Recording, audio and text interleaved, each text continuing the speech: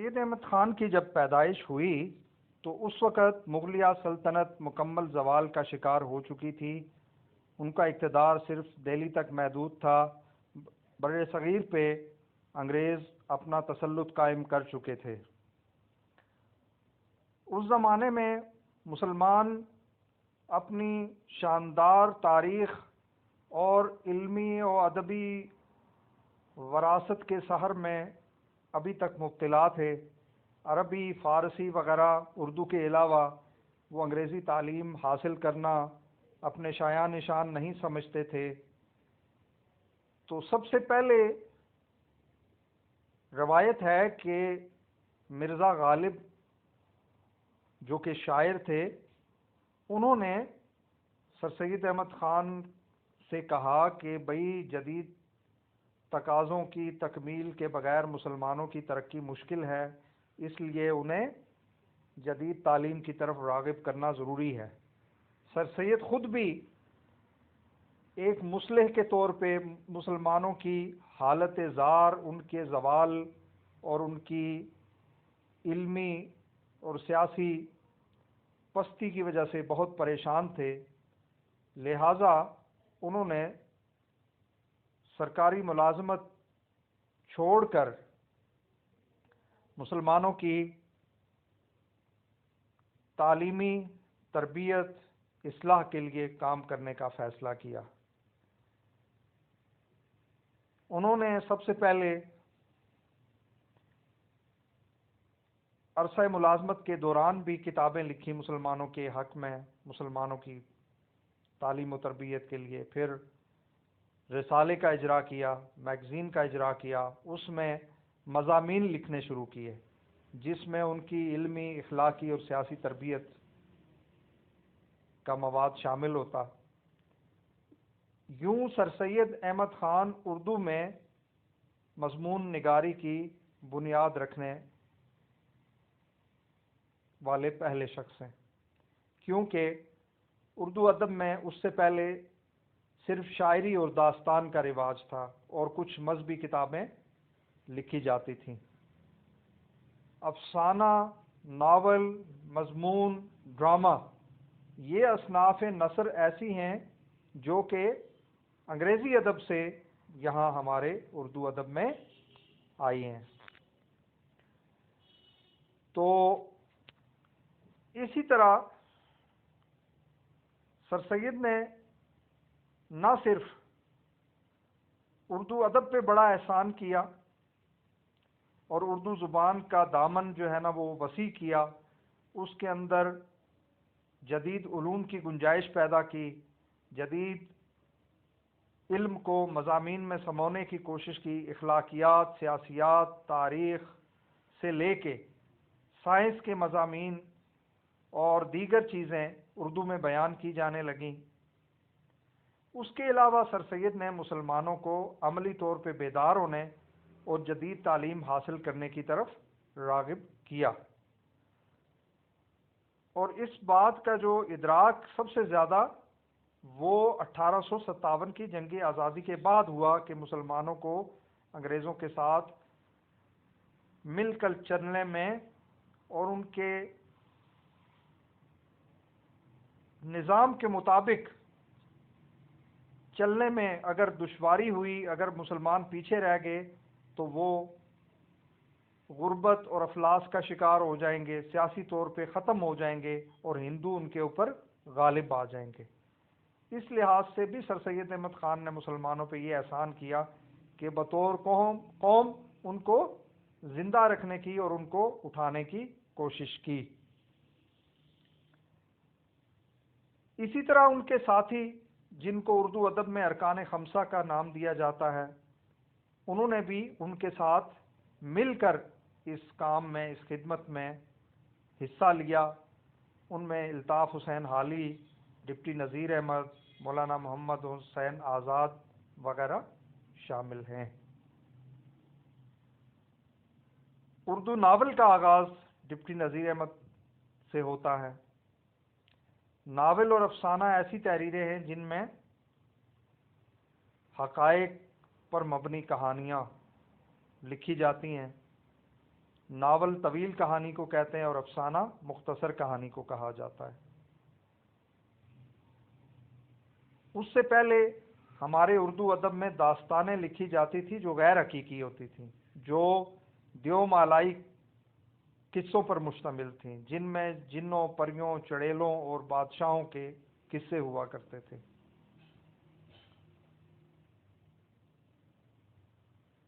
بر صغیر کے مسلمانوں کی بیداری کے لیے سر سید نے نہ صرف تعلیمی میدان میں اہم کارنامے سر انجام دیے، علی گڑھ کالج کا قیام عمل میں لایا، اردو سائنٹیفک سوسائٹی شروع کی، بلکہ سر سید نے اپنی تحریر سے بھی بہت بڑا کام لیا اور انہوں نے مختلف موضوعات پہ مضامین لکھنے شروع کیے۔ اس طرح اردو ادب میں مضمون نگاری کا بھی آغاز ہوا۔ کاہلی ایک ایسا مضمون ہے جس میں بر صغیر کے مسلمانوں میں سیاسی طور پہ بیدار ہونے اور زندگی میں اعلیٰ مقصد رکھنے کی جستجو اجاگر کی گئی ہے۔ اس مضمون میں مسلمان قوم سے یہ کہا گیا ہے کہ وہ اپنے دلی، ذہنی اور روحانی قوا کو قوم کے لیے استعمال کریں۔ اگر وہ اپنی قلبی قوت کو، ذہنی طاقت کو، جسمانی طاقت کو اچھے مقصد کے لیے استعمال نہیں کرتے اور قوم کی فلاح کے لیے استعمال نہیں کرتے تو یہ زندگی محض جانوروں کی زندگی ہے۔ تعلیم حاصل کر کے ملازمت کرنے اور بچے پالنے اور روزمرہ کے کام کرنے کو وہ عیش و عشرت کہتے ہیں، اور یہ کہتے ہیں کہ یہ گویا کہ جانوروں کی زندگی ہے۔ ان کے بقول کاہلی قوموں کے زوال کا سب سے بڑا سبب ہے، اور جو قومیں ترقی کرتی ہیں وہ اپنے دلی اور ذہنی قوا کو استعمال کر کے ترقی کرتی ہیں۔ سر سید کا جو انداز ہے وہ عقلی اور منطقی ہے۔ اس عقلی اور منطقی رجحان کی وجہ سے سر سید پہ بہت سارے فتوے بھی لگے، لیکن ان کا کردار مسلمانوں کی بیداری کے لیے بہت اہم ہے، اور بڑے صغیر کے مسلمان ان کے انتہائی ممنون احسان ہیں جنہوں نے مسلمانوں کو جدید تعلیم کی طرف راغب کیا اور ان میں سیاسی شعور اور بیداری پیدا کی۔ ابھی ہم سبق کی طرف آتے ہیں اور اس کا تحت اللفظ پڑھنے کا آغاز کرتے ہیں۔ آپ نے سب سے پہلے الفاظ معنی لکھنے ہیں اپنی کاپی کے اوپر، اس کے بعد لیکچر میں جو بھی آپ کو یہ پڑھایا جا رہا ہے، سمجھایا جا رہا ہے، اسے غور سے سنیں۔ یہاں پہ بھی الفاظ معنی کو بار بار دہرایا جائے گا، وہ نوٹ کرتے رہیں۔ سبق کی تفصیل آپ کو بتائی جائے گی، جتنے بھی مشکل الفاظ یا جو ایسے جملے، ایسی باتیں جو اس میں سمجھ نہیں آ رہی، ان کی تشریح کی جائے گی، اس لیے لیکچر آپ نے غور سے سننا ہے۔ اس کے بعد سبق کا خلاصہ، اہم پیراگراف کی تشریح اور مشق وغیرہ جو ہے ان کے نوٹس آپ کے کلاس روم میں اپلوڈ کیے جائیں گے۔ وہ نوٹس آپ نے اسائنمنٹ یعنی ہوم ورک کے طور پہ اپنی کاپیوں پہ لکھ کے یہاں اپلوڈ کرنے ہیں، اور یہی آپ نے کاپیاں کالج میں جب کلاسز شروع ہوں گی تب دوبارہ آپ نے چیک کروانی ہوں گی۔ تو سبق کو غور سے سنیں گے۔ سب سے پہلے آپ الفاظ معنی نوٹ کر لیا کریں اور ان کو کاپی پہ ضرور لکھیں۔ الفاظ معنی کے بعد خلاصہ لکھیں، پھر 2 یا 3 پیراگراف آپ حوالہ ذکر کر کے سیاق و سباق کو چھوڑ دیں، صرف مصنف اور سبق کا حوالہ لکھ کے نیچے پیرے کا حوالہ دیں کہ یہ کون سا پیرا ہے، اس کے بعد پیرے کی تشریح لکھیں۔ 2 یا 3 پیراگراف آپ نے کرنے ہوتے ہیں، اور اس کے بعد آپ نے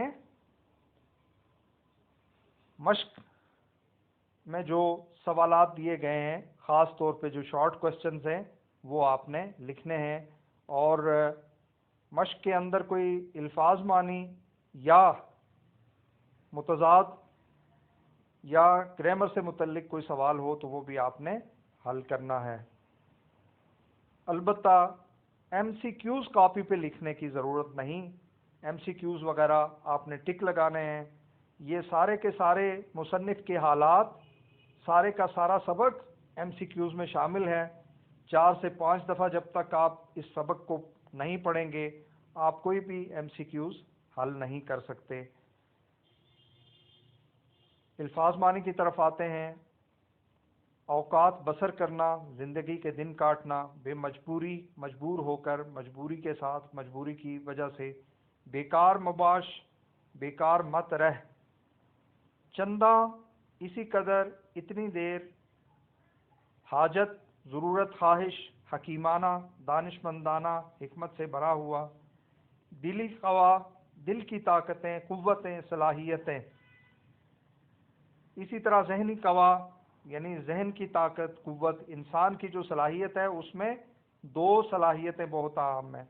ایک صلاحیت اس کی دل کی قوت ہے کہ دل کیا چاہتا ہے، دل کو کس طرف راغب کیا جائے، اور دل کے اندر جو ہمت، قوت، صلاحیت، حوصلہ ہے، دل کی جو آرزوئیں ہیں، وہ سارے دلی قوا میں شامل ہیں۔ طبیعت ثانی، دوسری عادت، پختہ عادت، یعنی ایک جو انسان کی عادت بن جائے۔ قمار بازی، جوا کھیلنا، لا خراج دار، ٹیکس نہ دینے والے، وحشی، غیر مہذب، اجڑ یا جنگلی جانوروں کی طرح۔ ولایت یہاں پہ ملک کے لیے استعمال ہوا ہے۔